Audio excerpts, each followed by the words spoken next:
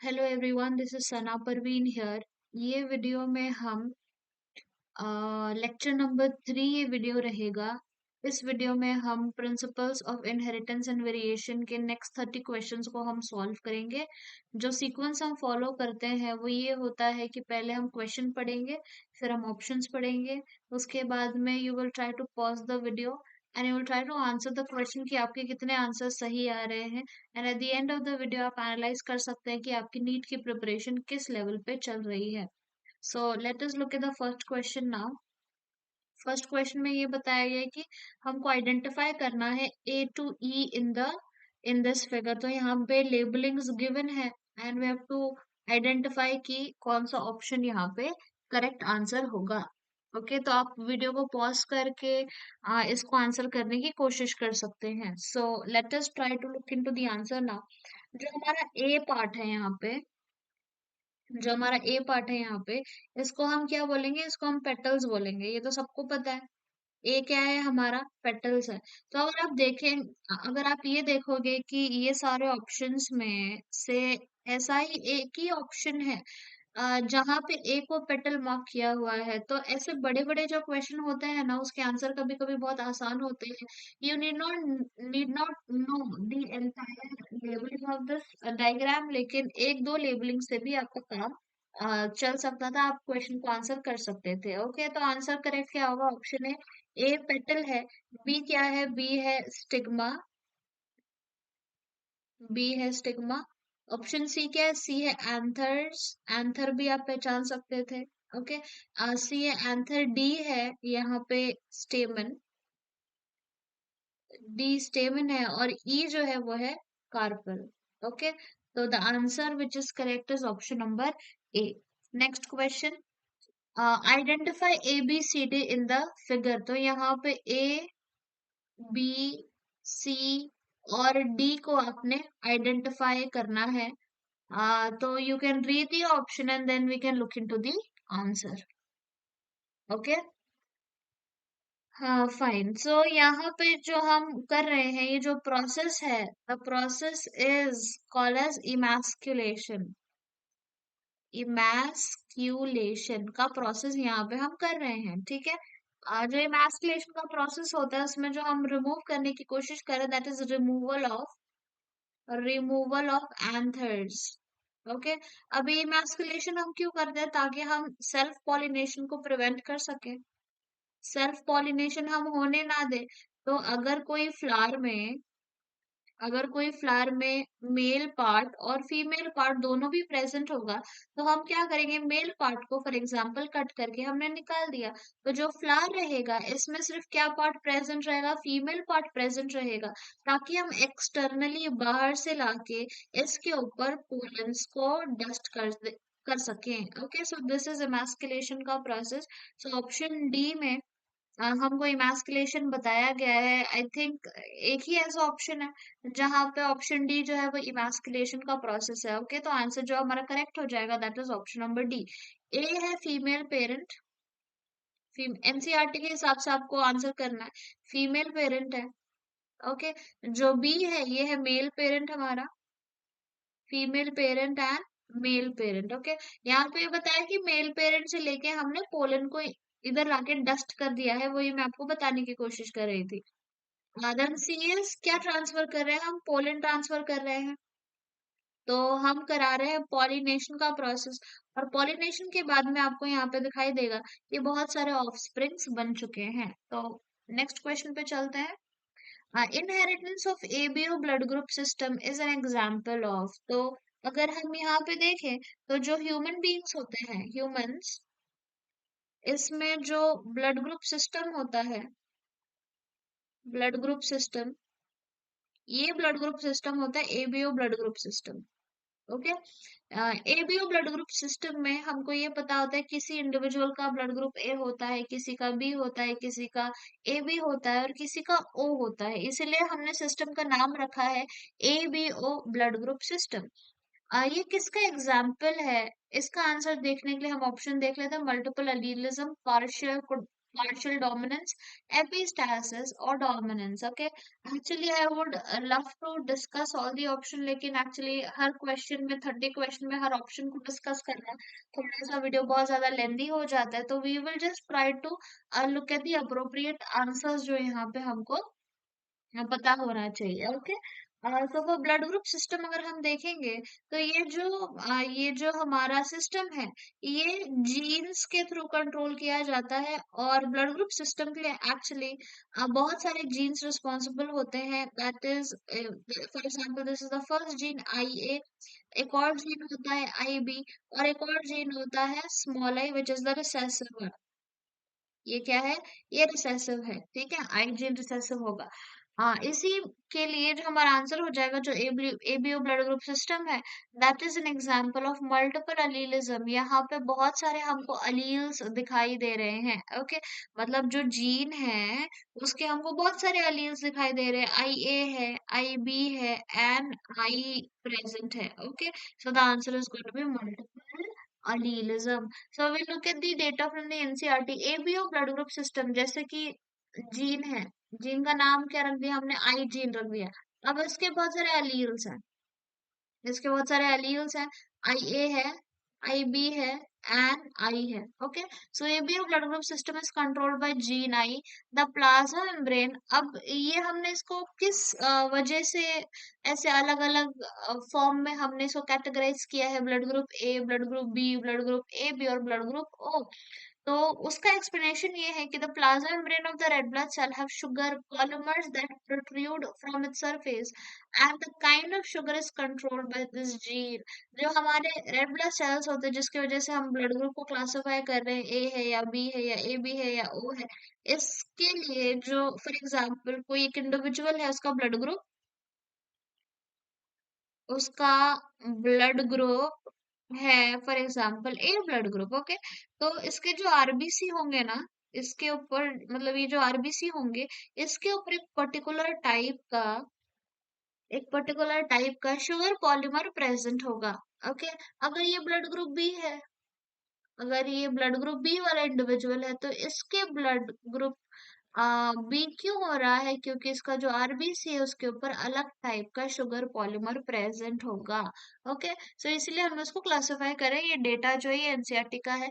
ABO blood group system is controlled by gene I, इसको control करता है जो प्लाज्मा मेम्ब्रेन होती है रेड ब्लड सेल की, उसके ऊपर से शुगर के पॉलीमर्स बाहर निकल के आते हैं सरफेस के ऊपर से। और इसीलिए ही जो शुगर है, ये शुगर कौन सी बनेगी? ये कौन जीन कंट्रोल करता है? ये जीन आई कंट्रोल करता है। ओके, जीन आई जो था फॉर एग्जांपल वो आई ए था, तो इस टाइप का आरबीसी बनेगा। जो जीन आई था वो आई बी फॉर्म का था, तो इस टाइप का आरबीसी के ऊपर शुगर पॉलीमर सिंथेसाइज होगा। तो gene I has three alleles, IA, IB and I. That is the reason why the answer is multiple allelism. Next question, genotype of blood group A will be. अब blood group ए होने का genotype क्या होगा? तो answer यहाँ पे बहुत ही simple answer है, आई ए और IA IO, जिसको हम IA I भी लिख सकते हैं। ओके, जैसे मैंने आपको बताया, जो ये आई है ये रिसेसिव है, यही है ये रिसेसिव है। तो क्या होता है ना कि जो ये रिसेसिव वाला पार्ट है एक्सप्रेस नहीं हो पाता है। सिमिलरली आईओ, मतलब आईओ को ही हम स्मॉल आई के फॉर्म में लिख रहे थे, यस और नो, तो ये क्या हो जाएगा? ये रिसेसिव हो जाएगा, ये एक्सप्रेस नहीं हो पाएगा। तो जो डोमिनेंट वाला आईए है, ये डोमिनेंट वाला पार्ट है, ये एक्सप्रेस हो जाता है। इसीलिए जो ब्लड ग्रुप ए है, इसके दो अलग अलग टाइप के जीनोटाइप्स पॉसिबल होते हैं। For you to understand this in more detail, I will show you the table here. यहाँ पे आप देख सकते हैं कि जो IA है, ये भी ब्लड ग्रुप ए हो रहा है। और एक और IA स्मॉल आई है, जिसको हम IAIO के फॉर्म में भी लिख सकते हैं। यहाँ पे भी ब्लड ग्रुप क्या हो रहा है? ए ही हो रहा है। Okay, for you to get all these PPTs you can visit my Telegram channel, जिसका जो नाम है वो सेम है, सनाज बायोकेमिस्ट्री। सनास बायोकेमिस्ट्री, वहां से आप ये पीपीटीज, कंटेंट की पीपीटीज आप डाउनलोड कर सकते हैं। ओके, नेक्स्ट क्वेश्चन पे चलते हैं। ब्लड ग्रुप बी के कौन कौन से अलील्स पॉसिबल हो सकते हैं। ओके, तो हम यहाँ पे देखेंगे तो ये आई ए सॉरी आई आई जो है ये ब्लड ग्रुप ओ हो जाएगा, यहाँ पे ब्लड ग्रुप ए हो जाएगा, यहाँ पे ब्लड ग्रुप बी हो जाएगा, यहाँ पे ब्लड ग्रुप ए बी हो जाएगा। अब ए बी क्यों है? क्योंकि जितना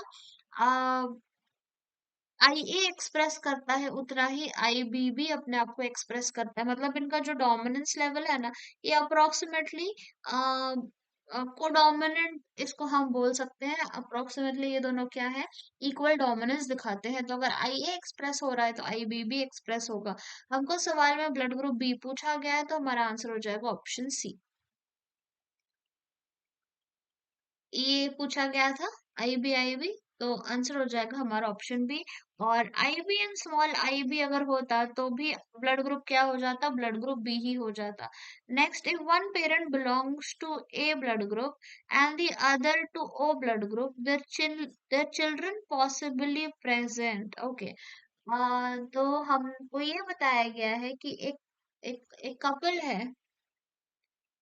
है, उसमें जो पेरेंट वन है, उनका ब्लड ग्रुप ए है, और जो पेरेंट टू है उनका ब्लड ग्रुप ओ है। ओके, ऐसे टाइप के क्वेश्चंस को सॉल्व करने के लिए हमको जीनोटाइप्स को एक्सप्लोर करना होता है। ब्लड ग्रुप ओ के लिए एक ही जीनोटाइप टाइप पॉसिबल है, that is I and I.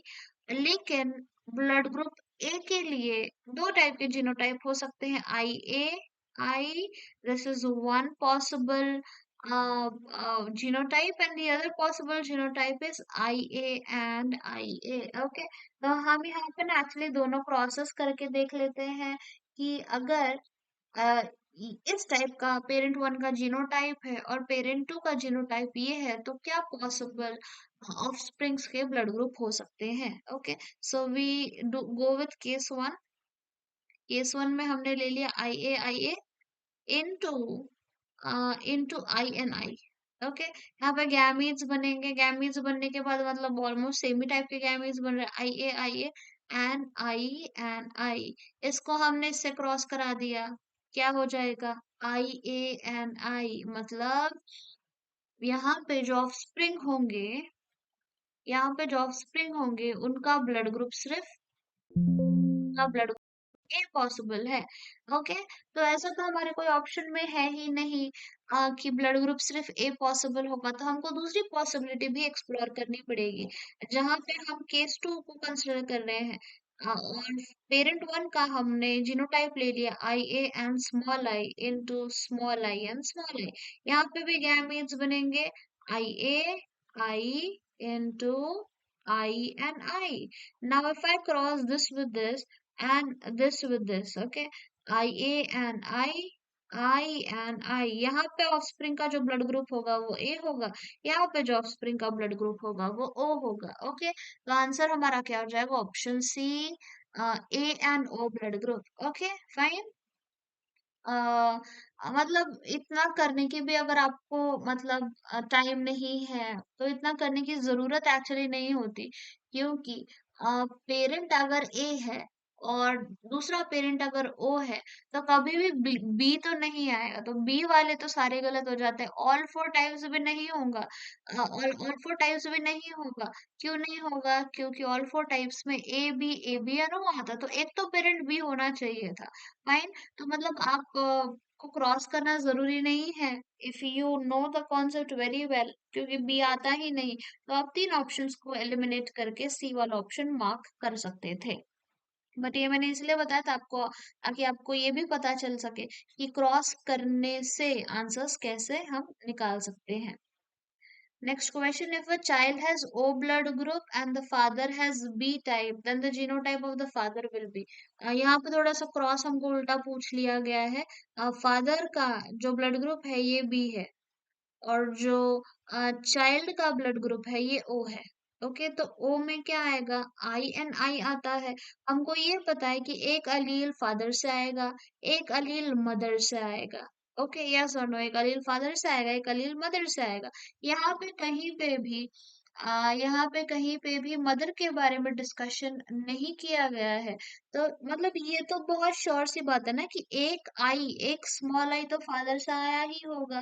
Father अगर ब्लड ग्रुप बी है तो यहाँ पे दो पॉसिबिलिटीज हो सकती हैं, I B and I B.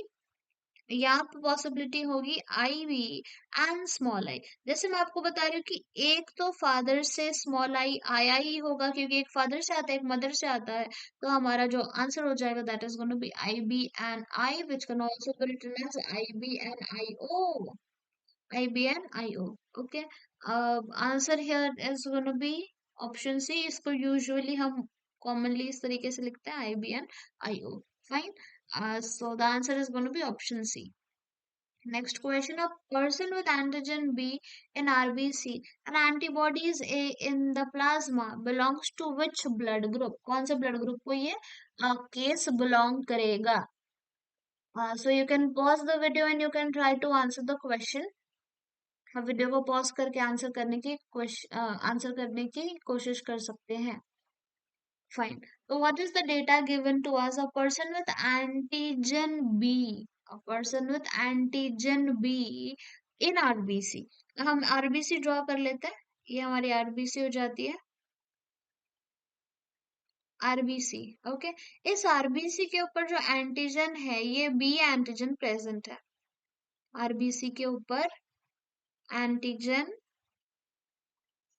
Antigen B पाया जा रहा है। ओके, और जो आरबीसी होती है ये तो प्लाज्मा में होती है। आपको पता होगा सर्कुलेटरी सिस्टम में, फॉर एग्जांपल ये हमारी ब्लड वेसल है, ये हमारी ब्लड वेसल है।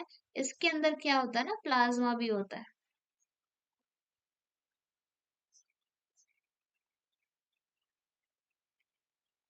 ये यहाँ पे प्लाज्मा है, और प्लाज्मा में क्या पाया जा रहा है? प्लाज्मा में एंटीबॉडी, एंटीबॉडी ए पाई जा रही है।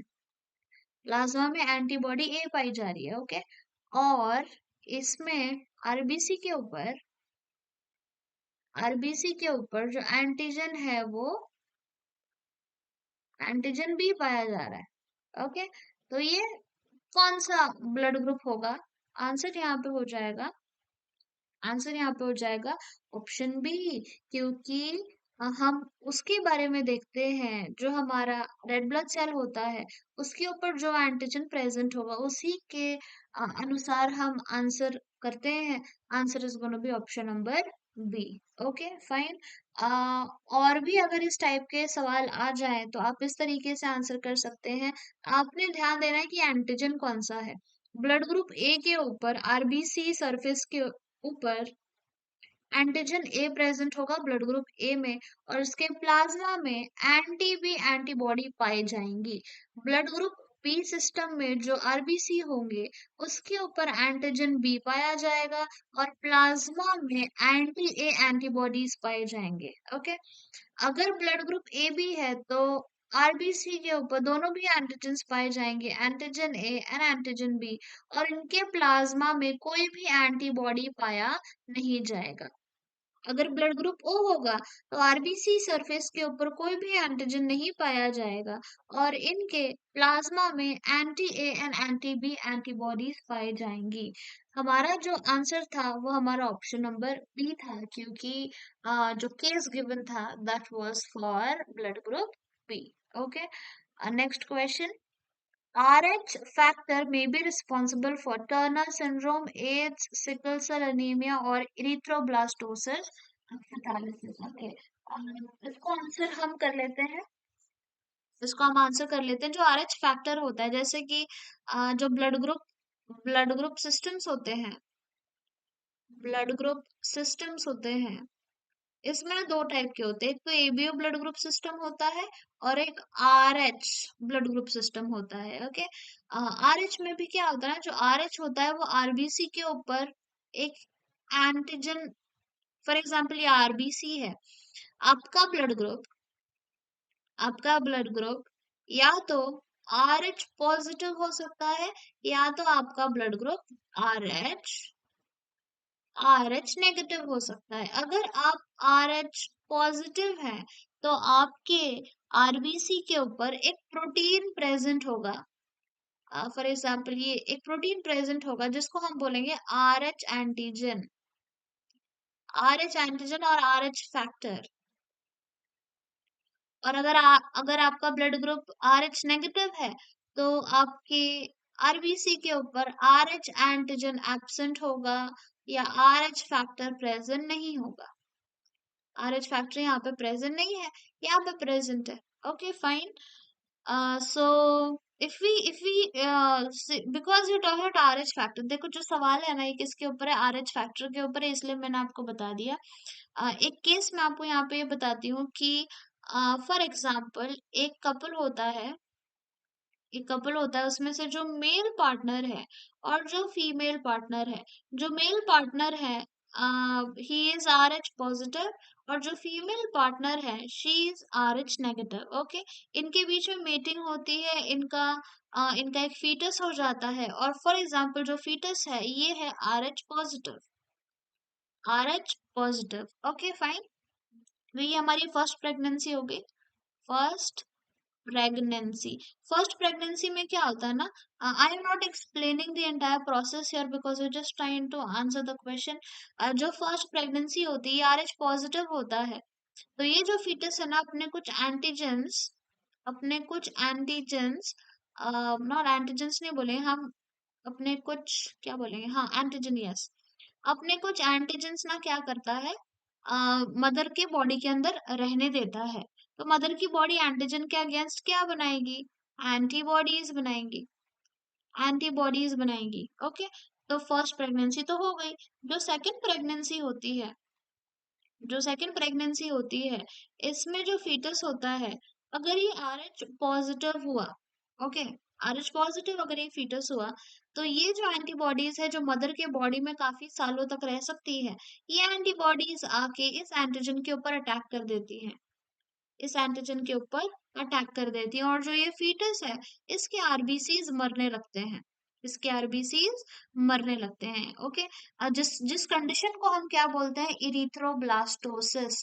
इरिथ्रोसाइट्स आपको पता है रेड ब्लड सेल है, ये ब्लास्ट हो रहे हैं किसके अंदर, फीटस के अंदर। ओके, और इससे ना एक्चुअली क्या हो सकता है ना, अ, इससे एक्चुअली ना अबॉर्शन हो सकता है, बच्चा सरवाइव नहीं कर पाएगा, बच्चा नहीं बोले हैं, फीटस सरवाइव नहीं कर पाएगा। Okay, so RH factor is responsible for erythroblastosis fetalis. Okay, अब बाकी जो ऑप्शंस है, टर्नर सिंड्रोम में क्या होता है ना, टर्नर सिंड्रोम में जो फीमेल्स होती है उनका केस हो जाता है एक्स जीरो, मतलब उनका एक एक्स क्रोमोसोम मिसिंग हो जाता है, क्योंकि जो नॉर्मल फीमेल्स होती हैं इसमें एक्स एक्स क्रोमोसोम होता है। हम ह्यूमंस के बारे में बात कर रहे हैं, ह्यूमंस के बारे में बात करें, so Turner syndrome is a condition that affects only females, results when one of the X chromosomes sex chromosome is missing और partially missing.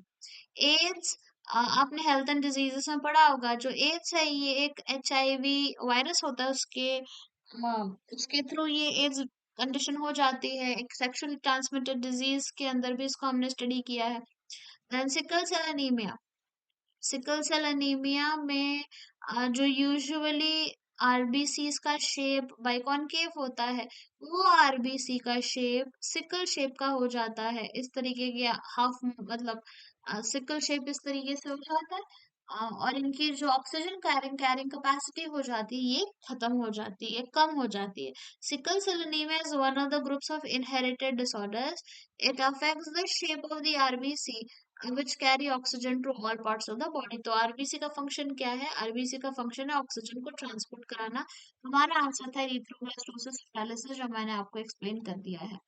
A human female with blood group O है, तो आप अभी I hope you can answer it now, अभी आप answer कर सकते हैं, आपको मैंने पूरा टेबल दिखाया था। सवाल जो है वो है ब्लड ग्रुप ए के बारे में। तो ब्लड ग्रुप ए है तो जो आरबीसीज होंगे, आपको मैंने बताया था ना एंटीजन की मदद से आपको रिमेम्बर करना है। ब्लड ग्रुप ब्लड ग्रुप ए है, ब्लड ग्रुप ए। ओके, इनके ऊपर जो एंटीजन होगा ये एंटीजन कौन सा होगा, एंटीजन ए होगा। ओके, तो एंटीजन ए हमारे कौन कौन से ऑप्शन में है? एंटीजन ए यहाँ दोनों ऑप्शन में है। और जो इनके सीरम में जो एंटीबॉडी होंगी वो कौन सी होंगी? वो होंगी anti B antibody, antibody. Okay, तो आंसर क्या हो जाएगा हमारा? Antigen A in the red blood cells and antibody anti B in the serum. Next question, the question was this one here. Antigen A present है blood group A के ऊपर और anti B antibody इसके serum में पाई जाती है। RH factor किसके ऊपर नाम is named after a man, a rat, a monkey, or a chimpanzee? Answer is rhesus monkey. RH is rhesus. rhesus monkey के ऊपर हमने RH फैक्टर का नाम दिया है, उसके ऊपर डिस्कवरी हुई थी। If one parent has blood group O and the other parent has blood group B, the offspring will have which blood group? अगर पेरेंट का ब्लड ग्रुप ए है, अगर एक पेरेंट का ब्लड ग्रुप ए है, आई ए दो पॉसिबिलिटीज हो सकती हैं, एन आई, और जो पेरेंट बी है इनका जो ब्लड ग्रुप है वो आई बी एंड आई हो सकता है। ओके, तो जो बच्चे होंगे उनका क्या हो सकता है ब्लड ग्रुप टाइप? तो आप बहुत सारे यहाँ पे परमुटेशन कॉम्बिनेशन इस्तेमाल करके देख सकते हैं। अ, हम इतने सारे क्रॉसेस यहाँ पे ड्रॉ नहीं करेंगे। आपको यहाँ पे मतलब सीधा सीधा दिखाई दे रहा है कि अगर यहाँ का आई ए यहाँ के आई से कंबाइन हो जाएगा तो ब्लड ग्रुप जो पैदा होगा वो होगा blood group A, blood group ए हो जाएगा। ओके, यहाँ का आई ए और यहाँ का आई बी अगर कंबाइन होगा तो ब्लड ग्रुप कौन सा हो जाएगा? आई बी हो जाएगा। यहाँ का आई और यहाँ का आई बी अगर कंबाइन होगा तो ब्लड ग्रुप कौन सा हो जाएगा? आई बी आई। ओके, तो ब्लड ग्रुप कौन सा हो जाएगा? बी हो जाएगा। अगर यहाँ का आई स्मॉल आई और यहाँ का आई स्मॉल आई कंबाइन हो जाएगा तो ब्लड ग्रुप हो जाएगा blood group O. Okay, so you can get blood group A, you can get blood group B, you can get blood group A B and you can also get blood group O. Answer हो जाएगा हमारा option D. Next question. Mendel did not recognize the linkage phenomena in his experiments because. अच्छा, सबसे पहले linkage होता क्या है? Linkage क्या होता है? ओके, तो इसको डिफाइन करने के लिए हम उसको किस तरीके से बोल देंगे? लिंकेज को हम इस तरीके से डिफाइन कर सकते हैं कि genes on the same chromosome, genes on the same chromosome has the tendency to stay together, okay. Linkage का ये कॉन्सेप्ट होता है कि फॉर एग्जाम्पल एक क्रोमोसोम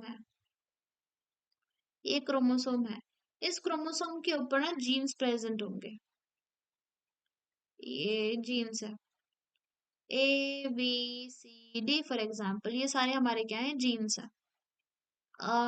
ये जो जीन्स एक क्रोमोसोम के ऊपर प्रेजेंट होते हैं, इनकी टेंडेंसी होती है कि हम साथ में रहें, हम एक दूसरे से दूर ना हो जाएं। इसी फिनोमेना को हम बोलते हैं linkage phenomena. Okay, for example यहाँ पे हमारे पास दो ग्रुप्स हैं, एक गर्ल्स का ग्रुप है,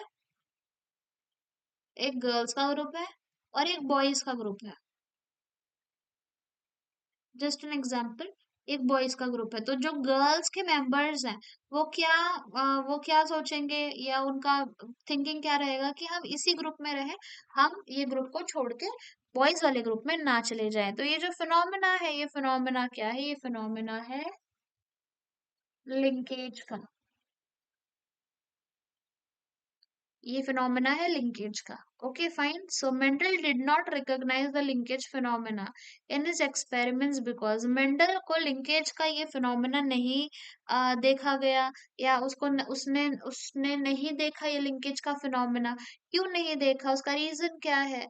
मेंडल ने देखो एक लॉ दिया था, law of independent assortment, law of independent assortment.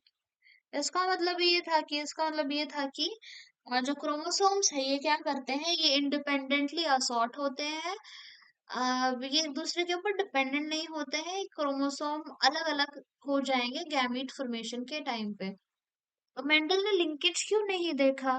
क्योंकि option A there were many chromosomes to handle, option B characters ही studies were located on different chromosome, option C he did not have powerful microscope, and option D he studied only pure plants. Okay, तो जो Mendel था, Mendel ने ऐसे characters को study किया था, जैसे कि सबसे पहली बात ये है कि जो उसने काम किया था वो पाइसम सटाइवम के ऊपर काम किया था। ओके, अब पाइसम सटाइवम क्या होता है? पी प्लांट होता है। और ये जो पी प्लांट होता है इसमें टोटल क्रोमोसोम्स जो होंगे, टोटल के बारे में बात करें, टोटल 14 ही क्रोमोसोम्स थे। Okay, there were only total 14 chromosomes. तो ऑप्शन ये गलत हो जाएगा कि there were many chromosomes to handle. No, 14 is only 7 pairs to handle, which was not a difficult task, right?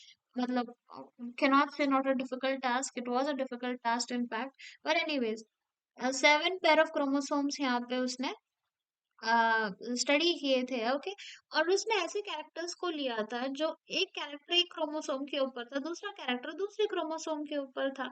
Linkage उसको कब दिखाई देती? जब जब कैरेक्टर सेम क्रोमोसोम पे होते तभी उसको लिंकेज दिखाई देती, लेकिन उसने ऐसे कैरेक्टर्स को स्टडी किया था कि वो कैरेक्टर सेम क्रोमोसोम पे प्रेजेंट ही नहीं थे, वो कैरेक्टर अलग अलग क्रोमोसोम पे प्रेजेंट थे। तो लिंकेज का फिनोमेना क्या है? Genes on the same chromosome, लेकिन मेंडल ने genes on the same chromosome study ही नहीं किया था। मेंडल ने स्टडी किया था gene on different chromosomes. Okay fine, so answer is going to be characters ही study located on different chromosomes. Okay, uh, so there is some information here. Mendel called gene as unit factors. In Pisum sativa, there were 14 chromosome, n is equal to 7. 7 characters of chromosome associated only on 4 chromosome. Chromosome 1, 4, 5, 7. जो उसने characters को study किया था, वो सारे बस इन्हीं chromosome से प्रेजेंट थे। क्रोमोसोम जैसे कि स्टेम हाइट है, स्टेम हाइट प्रेजेंट था क्रोमोसोम नंबर 4 के ऊपर। फ्लावर पोजीशन का जो कैरेक्टर है वो अलील प्रेजेंट था, या वो जीन प्रेजेंट था क्रोमोसोम 4 के ऊपर। फ्लावर कलर का जीन था क्रोमोसोम 1 के ऊपर। पॉड शेप का जीन था क्रोमोसोम 4 के ऊपर। पॉड कलर का जीन था क्रोमोसोम 5 के ऊपर। सीड कलर का जीन था क्रोमोसोम 7 के ऊपर। सीड शेप का 7 के ऊपर। सीड कलर जो था वो क्रोमोसोम था, वो जीन था क्रोमोसोम 1 के ऊपर। ओके, तो अगर हम डाइहाइब्रिड क्रॉस देखें भी मेंडल का, तो जो डाइहाइब्रिड क्रॉस था ना वो किस तरीके से था? मेंडल का डाइहाइब्रिड क्रॉस अगर आपको एनसीईआरटी में याद है, so it was round and yellow, round and yellow into wrinkled and green, इस टाइप का क्रॉस था। यस और नो? तो जो राउंड था, round and wrinkled, round and wrinkled, ये जो राउंड एंड रिंकल्ड है ये कौन से क्रोमोसोम के ऊपर प्रेजेंट है? क्रोमोसोम 7 के ऊपर प्रेजेंट है। ओके, और जो येलो एंड ग्रीन है, ये जो येलो एंड ग्रीन है, that is yellow and green, ये कौन से क्रोमोसोम के ऊपर प्रेजेंट है? Yellow and green is present on chromosome number 1। तो उसने जो कैरेक्टर्स पढ़े थे वो कैरेक्टर्स सेम क्रोमोसोम के ऊपर प्रेजेंट ही नहीं थे, इसीलिए मेंडल को लिंकेज का फिनोमेना से सामने नहीं आया था। Okay, so answer here was what? Answer here was characters he studied were located on different chromosomes. Next question, exchange of genetic material between chromatids of homologous chromosome during meiosis is, ये आपने cell division में पढ़ा होगा, cell division में आपने पढ़ा होगा। Option A synapsis, option B chiasmata, option C transformation, option D crossing over.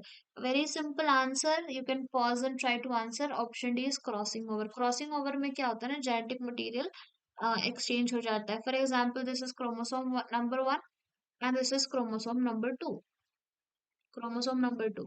अब क्या हो जाएगा ना,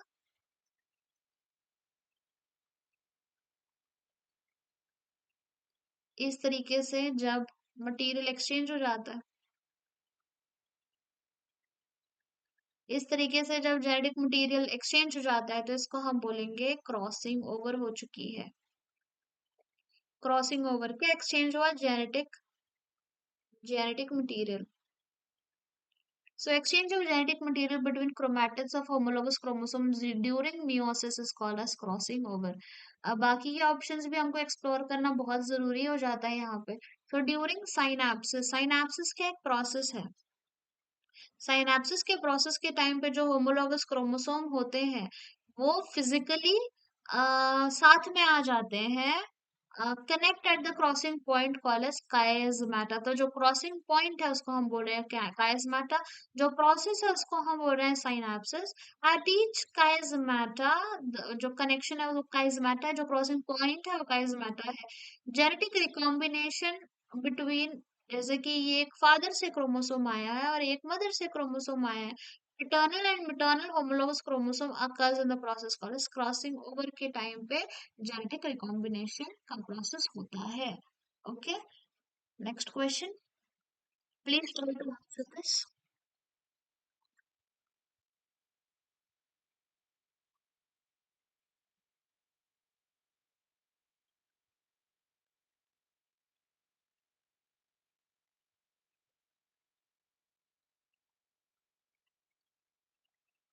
In males, the chromosome number is 2n is equal to 20. The number of linkage group in it will be. Okay, linkage group का ये question है। तो linkage group क्या होता है ना, अभी मैंने आपको कॉन्सेप्ट बताया था लिंकेज का। अभी कॉन्सेप्ट लिंकेज ग्रुप का बताया था, ये बताया था कि लिंकेज क्या होता है। लिंकेज ये होता है genes on same chromosome, same chromosome has the tendency to stay together, has a tendency to stay together. That is called as the concept of linkage. अब linkage group का एक बहुत ही simple सा formula है। number of linkage groups, number of linkage group is equal to the haploid number of the organism. The haploid number of the organism. Okay. तो हमको सवाल जो पूछा गया है वो हमको ये पूछा है कितने नंबर ऑफ लिंकेज ग्रुप बनेंगे अगर 2n इज इक्वल टू 20 है। तो हैप्लॉइड क्या होता है? हैप्लॉइड n होता है, तो n कितना हो जाएगा? n हो जाएगा 10। आंसर हमारा हो जाएगा यहाँ पे 10। Okay, next question. The map distance between gene A and B is unit 3. Between B and C is 10 units and between C and A is 7 units. The order of the gene and the genetic in the linkage map constructed on the above data would perhaps be। हमको ये बताया कि आपके पास तीन genes है, आपके पास तीन genes है, A gene, B gene and C gene. अब ये A B C gene chromosome के ऊपर किस तरीके से प्रेजेंट है? ए बी सी के ऑर्डर में प्रेजेंट है, या ए सी बी के ऑर्डर में प्रेजेंट है, या बी सी ए के ऑर्डर में प्रेजेंट है, या बी ए सी के ऑर्डर में प्रेजेंट है। इस टाइप के सवाल को सॉल्व करने के लिए हम पहले डेटा देख लेते हैं क्या क्या गिवन है। जो ए और बी है इसके बीच में डिस्टेंस है 3 यूनिट्स का। बी और सी एस के बीच में यूनिट्स है, डिफरेंस है 10 यूनिट्स का। इसके बाद सी और ए है, इसके बीच में डिफरेंस है 7 यूनिट्स का। ओके, तो for the sake of simplicity हम ये कर लेते हैं कि जो सबसे बड़ा है उसको पहले कंसिडर कर लेंगे। मतलब बी और सी के बीच में सबसे ज्यादा डिस्टेंस है, बी एंड सी के बीच में सबसे ज्यादा डिस्टेंस है। डिस्टेंस कितना है? 10 यूनिट्स का, 10 यूनिट्स का डिस्टेंस है। इसके बाद सबसे कम डिस्टेंस किसके बीच में है? बिटवीन ए एंड बी के बीच में। ओके, तो 10 यूनिट्स है, मतलब टोटल 10 है ना, टोटल 10 है, तो इसके बाहर हम नहीं जा सकते हैं। तो मैंने यहाँ पे ए को प्लेस कर दिया, बी और ए के बीच में 3 यूनिट्स का डिस्टेंस है। ओके, और सी और ए के बीच में 7 यूनिट्स का डिस्टेंस है। यस, ओके, हो गया। तो 7 एंड 3 टोटल 10 भी आ जा रहा है। यस और नो? ओके, तो आंसर हमारा क्या हो जाएगा? किस फॉर्म में अरेंज्ड है? बी है, फिर ए है और फिर सी है। आंसर हमारा हो जाएगा B A and C. Crossing over in haploid organism is responsible for, अभी हमने देखा है, dominance of gene, linkage between genes, segregation of gene, recombination of allele, of linked allele. Crossing over में क्या होता है? क्रॉसिंग ओवर में होता है जेनेटिक रिकॉम्बिनेशन, रिकम्बाइन हो जाते हैं जीन्स, जेनेटिक रिकॉम्बिनेशन होता है. The percentage of crossing over will be more if linked genes are located far apart from each other. Linked genes are located close to each other. Genes are not linked. Genes are located in the different cell. Oh my god, different cell. ज्यादा crossing over कब होगा? ज्यादा crossing over या ज्यादा genetic recombination कब होगा? जब जो लिंक एलील है ये एक दूसरे से काफी दूर दूर प्रेजेंट हैं. ओके, जैसे कि फॉर एग्जांपल ये क्रोमोसोम हो गया, एक जीन यहाँ पे प्रेजेंट है, एक जीन यहाँ पे प्रेजेंट है, तो यहाँ पे जेनेटिक रिकॉम्बिनेशन हुआ. जेनेटिक रिकॉम्बिनेशन होने के बाद यहाँ पे ए रह गया और जो बी वाला है वो दूसरे क्रोमोसोम में चला गया. जो बी वाला है वो दूसरे क्रोमोसोम में चला गया. जेनेटिक रिकॉम्बिनेशन में जेनेटिक मटेरियल चेंज होता है, यस और नो? ओके, तो ये दो क्रोमोसोम थे पहले, इस तरीके से एक क्रोमोसोम प्रेजेंट था. जेनेटिक रिकॉम्बिनेशन हुआ और फ्रैगमेंट्स बदल गए फॉर एग्जांपल. ओके, तो जब जीन्स एक दूसरे से दूर होते हैं तब ज्यादा जेनेटिक रिकॉम्बिनेशन होता है. ओके, एक और हम केस ले लेते हैं जहाँ पे जीन्स हम बहुत ही पास पास में ड्रॉ करके बताते हैं. क्रोमोसोम है, यहाँ पे ए है और यहाँ पे बी है. हाँ, अब जेनेटिक रिकॉम्बिनेशन हुआ, ए और बी तो वहीं पे प्रेजेंट रह गए, यस और नो? ये हमारा क्रोमोसोम सेकंड था. ओके, बस यहीं पे दूसरा क्रोमोसोम का पार्ट आ गया. यहाँ पे हम ये ले लेते हैं क्रोमोसोम और यहाँ पे हमने जस्ट ये मैं आपको एक्सप्लेन कर रही हूँ. तो अगर जीन्स पास पास में प्रेजेंट होते तो ज्यादा जेनेटिक रिकॉम्बिनेशन नहीं हो पाता, तो साथ में लिंकेज हो गया ना, क्लोज लिंकेज, एकदम टाइट लिंकेज है यहाँ पे. लेकिन अगर ये दूर दूर प्रेजेंट होता तो ज्यादा जेनेटिक रिकॉम्बिनेशन पॉसिबल हो जाता. नेक्स्ट क्वेश्चन, लिंकेज का जो ये फिनोमेना है ये सबसे पहले हमने किस में देखा था? Wild, sorry, field P, sweet pea और ग्रास पी. इसको सबसे पहले हमने देखा था स्वीट पी प्लांट के अंदर. Next question, Drosophila has 4 pair of chromosomes. How many linkage group does it have? जो ड्रोसोफिला है इसके अंदर 4 pairs है, 4 pairs of chromosome. ओके, तो इसमें linkage group, it has 4 pairs of chromosome.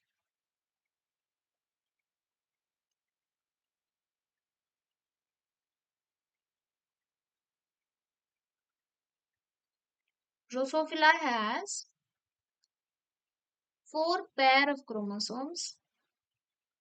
How many linkage groups does it have?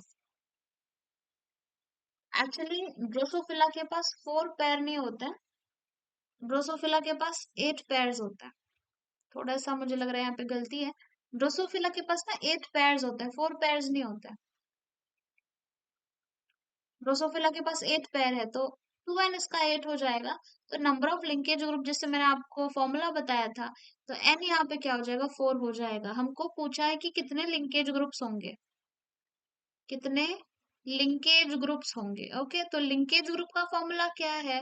Number of linkage group is equal to the haploid number of the organism, the haploid number of the organism. Okay, तो haploid number n होता है, तो अगर 2n 8 है तो n 4 हो जाएगा, इसलिए आंसर यहाँ पे हमारा हो जाएगा 4. नेक्स्ट क्वेश्चन, लिंकेज इन ड्रोसोफिला को सबसे पहले किसने देखा था? मॉर्गन, बेटसन एंड प्यूर्नेट, स्टुटवेंट और ब्रिजेस, ब्रिड्स. आंसर है लिंकेज को सबसे पहले ड्रोसोफिला में देखने वाले जो साइंटिस्ट थे वो मॉर्गन थे. Number of linkage group in Pisum sativum. Okay, देखो आपको यहाँ पे ना थोड़ी चीजें याद रखनी होंगी. जो पाइसम सटाइवम है, Pisum P plant, Pisum sativum garden पे, यहाँ पे इसका एन होता है 7, तो लिंकेज ग्रुप इसके हो जाएंगे 7. ओके, मैं आपको एन वैल्यू बता रही हूँ, 2n वैल्यू नहीं बता रही हूँ मैं. ड्रोसोफिला भी हम देख के आए हैं पीछे, ड्रोसोफिला का जो हैप्लॉइड नंबर है वो 4 होता है, तो लिंकेज ग्रुप्स भी कितने हो जाएंगे? 4 हो जाएंगे। इट इज वेरी गुड अगर आप ये N number of haploid number कुछ कुछ ऑर्गेनिजम्स का रिमेम्बर कर ले तो राइस में जो एन वैल्यू होता है दैट इज 12, तो लिंकेज ग्रुप भी यहाँ पे 12 हो जाएंगे। और ह्यूमंस का तो आपको पता ही है, ह्यूमंस का चलो आप बता देना कितना है, ठीक है। पाइसम सटाइवम कमेंट में लिख देना। पाइसम सवाल ये है कि ह्यूमंस में लिंकेज ग्रुप कितने होंगे, तो you can write it in the comment now, it's very simple to answer, yes और नो। तो पाइसम सटाइवम में कितना होगा linkage group? Will be 7। Who coin the term linkage? Linkage को कॉइन करने वाला, लिंकेज टर्म को कॉइन करने वाले जो साइंटिस्ट थे वो कौन से थे? मेंडल, शेमार्क, स्टूडिवंट और टीएच मॉर्गन। आंसर है मॉर्गन।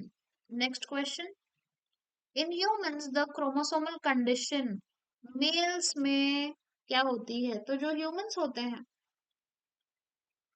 इसमें मेल्स के बारे में बात की गई है। मेल्स में अगर हम देखेंगे तो मेल्स में होते 23 पेयर्स ऑफ क्रोमोसोम। ह्यूमंस के बारे में बात कर रहे हैं, इसमें से जो 22 पेयर्स होता है ये होते हैं ऑटोसोम्स, और जो 23rd पेयर होता है ये होता है सेक्स क्रोमोसोम। तो जो 22 पेयर्स है इसको हम 44 लिख सकते हैं, प्लस सेक्स क्रोमोसोम होता है X and Y. 44 autosomes, 44 autosomes plus X and Y. Physical association of two genes, जब दो जीन्स साथ में रहना पसंद करते हैं उसको हम बोलते हैं लिंकेज फिनोमेना। ये डायग्राम में क्या बताया गया है? MNF Drosophila. ऑप्शन ए है कि जो फर्स्ट है, फर्स्ट ये फर्स्ट एंड ये सेकंड, इसको हम थोड़ा अलग लिख लेते हैं। ये फर्स्ट है एंड ये सेकंड ऑर्गेनिज्म है। ऑप्शन ए में ये बताया गया है कि जो फर्स्ट ऑर्गेनिज्म है ये मेल है एंड सेकंड वाले फीमेल है। ओके, ऑप्शन बी ये बोल रहा है कि जो फर्स्ट है वो मेल है एंड सेकंड है वो फीमेल हाउस फ्लाई है। यहाँ पे ड्रोसोफिला है, यहाँ पे हाउस फ्लाई दिया है। ऑप्शन सी है female drosophila first one and male drosophila second one. Option D है female house fly first one and male house fly second one. Answer हमारा क्या हो जाएगा? सबसे पहली बात ये जो बताया गया है ये ड्रोसोफिला का केस है, ड्रोसोफिला का केस है। और ड्रोसोफिला में जो ना फीमेल्स होती है ना वो बड़ी होती है, फीमेल साइज में बड़ी होती है, मेल साइज में छोटे होते हैं, सेक्सुअल डायमॉर्फिज्म होता है। आंसर हो जाएगा option number A. You can see first वाला इंसेक्ट छोटा दिख रहा है, बड़ा सेकंड वाला इंसेक्ट बड़ा दिख रहा है। Which of the following is responsible for the sex of the chicks?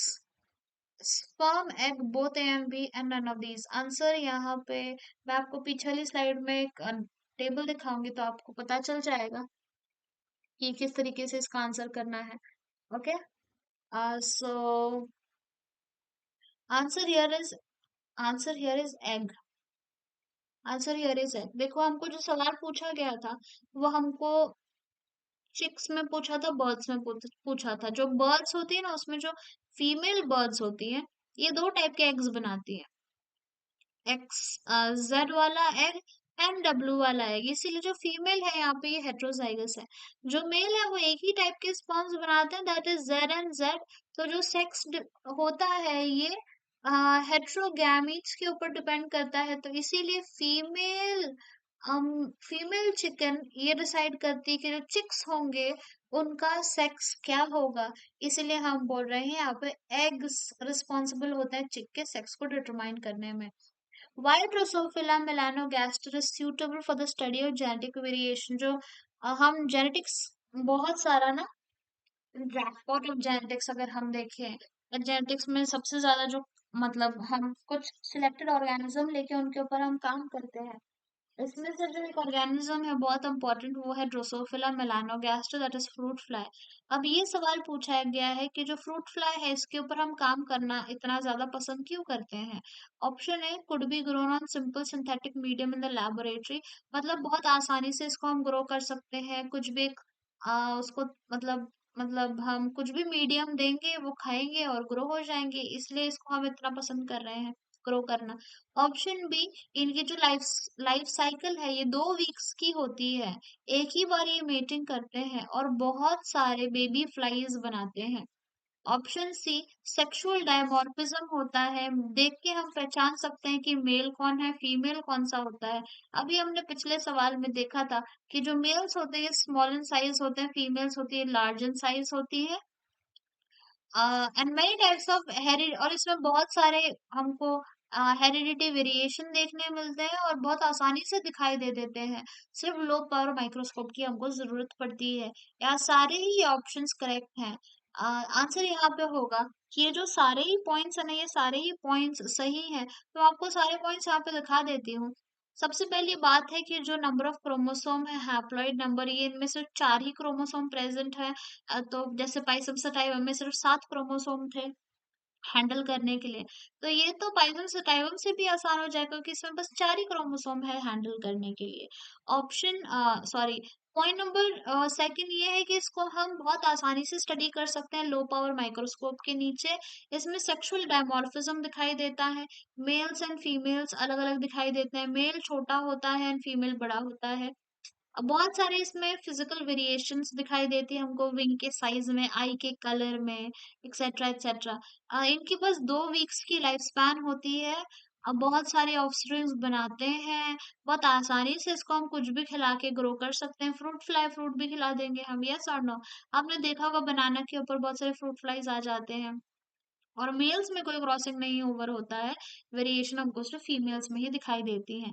इसीलिए ये सारे ऐसे पॉइंट्स हैं जो ड्रोसोफिला मेलानोगास्टर फुलफिल करते हैं, इसलिए आंसर हो जाएगा option D. Psychological observations made in a many number of dash led to the development of the concept of genetic chromosomal basis of sex determination. हमने किनके ऊपर ज्यादा काम करके जेनेटिक्स के बारे में पता किया है? मैमल्स के ऊपर काम करके, बर्ड्स के ऊपर काम करके, ह्यूमंस के ऊपर काम करके, इंसेक्ट के ऊपर काम करके। आंसर हो जाएगा इंसेक्ट के ऊपर काम करके। एक हमने अभी आंसर देखा था, that is fruit fly, insect के ऊपर हमने बहुत ज्यादा काम करके हमको जेनेटिक्स के बारे में चीजें पता चली है। Who discovered X body but could not explain its significance? एक साइंटिस्ट थे जिनका नाम है हेनकिंग। हेनकिंग ये ना स्पर्मेटोजेनेसिस को स्टडी कर रहे थे, स्पर्मेटोजेनेसिस को इंसेक्ट्स के अंदर स्टडी कर रहे थे। ओके, तो इन्होंने ये देखा जो 50% स्पर्म्स होते हैं, 50% स्पर्म्स होते हैं, इसमें एक्स क्रोमोसोम, इसमें एक्स एक्स एक्स शेप का एक स्ट्रक्चर प्रेजेंट होता है। और जो 50% स्पर्म्स हैं इसमें ये एक्स शेप का स्ट्रक्चर प्रेजेंट नहीं होता है। ओके, जैसे ह्यूमन ह्यूमन के स्पर्म्स में हम देख लेंगे अगर, तो 50% स्पर्म्स में एक्स शेप का ये स्ट्रक्चर प्रेजेंट है, 50% क्रोमोसोम में एक्स शेप का स्ट्रक्चर प्रेजेंट नहीं है। जैसे कि आपको समझने के लिए अगर मैं एग्जांपल दूं, ह्यूमंस में जो 50% स्पर्म्स हैं ये एक्स होते हैं और जो 50% स्पर्म्स हैं ये वाई होते हैं। तो इसमें एक्स बॉडी प्रेजेंट है और इसमें एक्स बॉडी एब्सेंट है, एक्स बॉडी प्रेजेंट है, इसमें एक्स बॉडी एब्सेंट है, यस और नो। तो ये जो स्टडी किया था ये हेनकिन ने स्टडी किया था, लेकिन ये हेनकिन ने उस टाइम पे बोला था कि एक्स बॉडी होती है, इसका सिग्निफिकेंस क्या होता है, ये आगे जाके कैसे सेक्स डिटर्मिनेशन में मदद करती है, ये हेनकिन नहीं बता पाए थे। तो यहाँ पे हमने सारे 30 एमसीक्यूज को सॉल्व कर लिया है। पहले भी हमने 2 वीडियोस बनाए हैं principles of inheritance and variation के ऊपर, और भी हम बनाएंगे, और फिर हम पीवाईक्यूज के ऊपर बनाएंगे वीडियोस। आपको कंटेंट आई होप आपको समझ में आ रहा है कि आपका नीट का लेवल ऑफ प्रिपरेशन क्या चल रहा है। And you can subscribe to the channel for more such content. Thank you so much. We'll see you in the next video.